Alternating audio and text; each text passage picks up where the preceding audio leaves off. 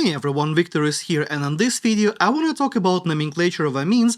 I'm mostly going to focus on the systematic or the IUPAC nomenclature because that is what you're going to be seeing on your test, but I will also very briefly talk about the nomenclature of aromatic amines and briefly talk about the heterocyclic amines as well. Alright. So what is an amine to begin with? An amine is a compound where you have a direct carbon-nitrogen bond, and importantly, both carbon and nitrogen must be sp3 hybridized. It is an important distinction because you are going to see, and you have likely seen, a bunch of other nitrogen-containing compounds in your course already. For instance, if you have a carbonyl, that one is going to be an amide. Or if you have a carbon-nitrogen double bond, that is an imine. And there are many other examples, of course, and I am not going to go over all of them here, but keep in mind that not everything with nitrogen is an amine. And as a part of our conversation on nomenclature here, we also have to talk about the classification of amines. We can have primary, secondary, tertiary, and quaternary amines, and unlike many other functional groups, we actually classify amines by the number of carbons that is directly connected to the nitrogen. So, for the primary amine, for instance, we have a nitrogen attached to just one carbon-containing group, a butyl group like in this example over here. The secondary amine has 2 carbon chains, the tertiary amine has 3 chains, and finally, the quaternary amine has 4 carbon chains. And notice how I call the quaternary amine here as a salt, because the nitrogen in these compounds is going to be positively charged, and it will always have some sort of a counter ion or anion, if you like, associated with that. So these guys are ionic pairs, and hence they are technically salts. Now, with this distinction of what amine is and amine classifications, we are ready to move on to the actual nomenclature rules. And here is the funny part. There are actually 2 official systems, and we'll start with the simpler one first. Let's say we have this compound over here. Step number 1 is going to be to number your carbon chain starting with the carbon that is connected to the nitrogen.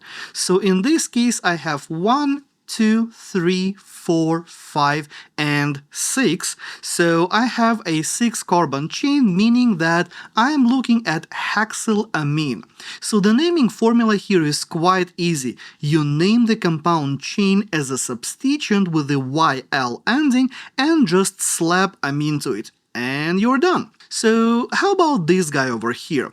Well, it's going to be the same idea. We are going to start by numbering our chain starting with the carbon that is connected to the nitrogen, 5 carbons in this particular case. We have the ethyl group, we have the methyl group, so we're naturally going to alphabetize everything when we're going to be putting our name together, which means that in this case we're going to have 1 ethyl, 4 methyl, pentylamine. That's it, easy. Now, unfortunately, it is not going to be that simple all the time. When we have a more complex molecule, it might be more convenient to use a slightly different nomenclature convention. For more complex structures, we can use the formula where we are going to name the parent chain as a regular alkane, and then we are going to add amine ending to it. This is also going to change how we pick our parent or principal chain, if you want to think about it this way, and how we number our molecules, so be very careful here. Let me demonstrate that on the same molecule we have just looked at a moment ago. So in this case, we are going to start by finding the longest continuous chain regardless of where the nitrogen is. Then we are going to number it, giving the carbon with the nitrogen the lowest possible location or number. In this case, we are going to have to number our molecule from the right side, and the amine here is going to be sitting at the carbon number 3. We also have a methyl group as our substituent, and importantly notice how the parent in this case kind of absorbed that ethyl group that we had before. Now that is the part of the main chain, and our main chain extended itself by 2 carbons, so instead of 5 like we had in the previous convention, we now have 7 carbons in the parent chain. So in this case, the name would be 6-methyl 3-heptanamine. And now we no longer assume that the nitrogen is attached to the first atom, so we need to identify the position. That's why I'm saying that this is a 3-heptanamine, to point out that the nitrogen is at the third carbon. Alternatively, we can name it adding the locant or the number directly before the amine suffix. So it would be 6-methylheptan-3-amine in this case. Both are absolutely correct. Although many instructors and textbooks would prefer you use the blue method rather than this yellow-orange, whatever that color is. Alright, so here is a little bit more complex example. Like before, I'm going to start by finding my longest continuous chain, and I'm going to number it in the way to give my nitrogen the lowest possible number, so in this case I'm going to number it from the left side of the molecule.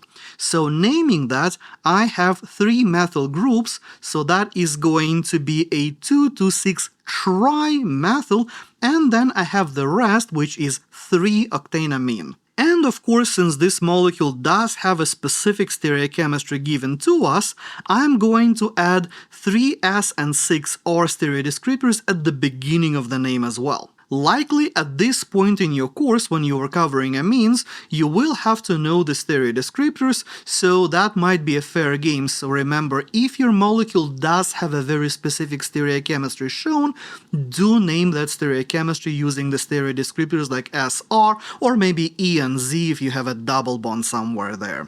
Anyways, going back to my conventions here, so as you can see there are 2 different conventions that we can use to name our compound. So which should you use? Well, technically both are correct.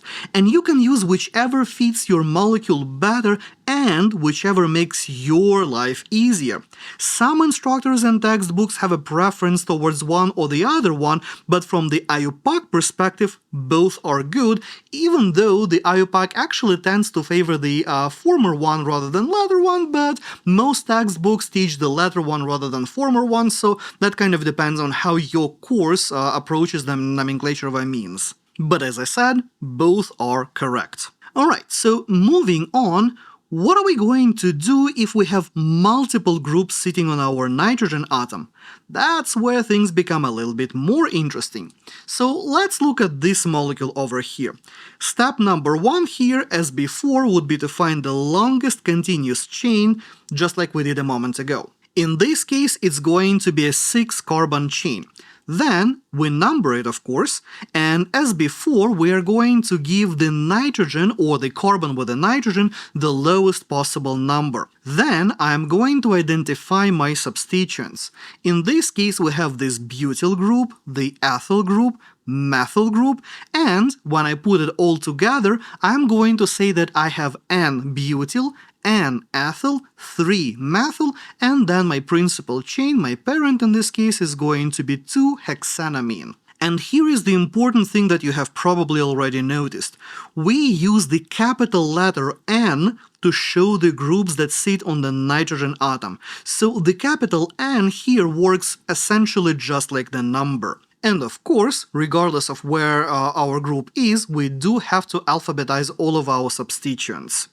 Now, here is another example. Same idea as before, we find the longest chain, 9 carbons in this case.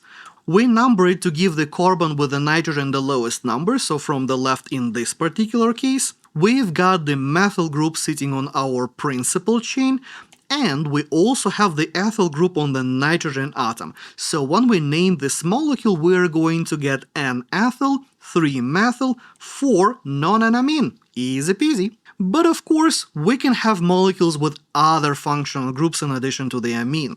In this case, you got to remember that amines are actually quite low in the functional group hierarchy. And if we have a higher priority group, the amine suffix becomes the amino prefix. So for instance, like in this compound over here, I have an amine and I have an alcohol. And alcohol has a higher hierarchical priority, so this is an alcohol, not an amine. So I'm going to number my molecule to prioritize this alcohol, giving the carbon with the OH lower number rather than the carbon with the nitrogen. Which means that in this case, we are going to end up with 6-amino 2-hexanol. So make sure you keep the functional group hierarchy in mind when naming your compounds when you have multiple different functional groups. Alright, and as I've mentioned, let's briefly talk about the aromatic amines. Like for instance, something like this guy. We call the aromatic amines anilines, provided the amine is the highest priority group, of course, not benzenamine or phenylamine. And although it is not incorrect to call them benzene or phenylamine depending on the situation, we typically recommend the use of aniline in a sophomore organic chemistry whenever possible. If you ever come across examples where you do have to use benzenamine or phenylamine, I'm fairly certain your instructor would note those type of examples and talk about those specifically. But anyways, so if I have an example like a molecule like this one, for instance, here I have an ethyl group, I have a propyl group, I have, well, chlorine. So I'm going to number my molecule starting with the carbon that is attached to my nitrogen, since this is my highest priority functional group, and number it clockwise towards the closest substituent the way this molecule is drawn on the screen, which is going to give me 5-chloro, 2-ethyl, and propyl aniline.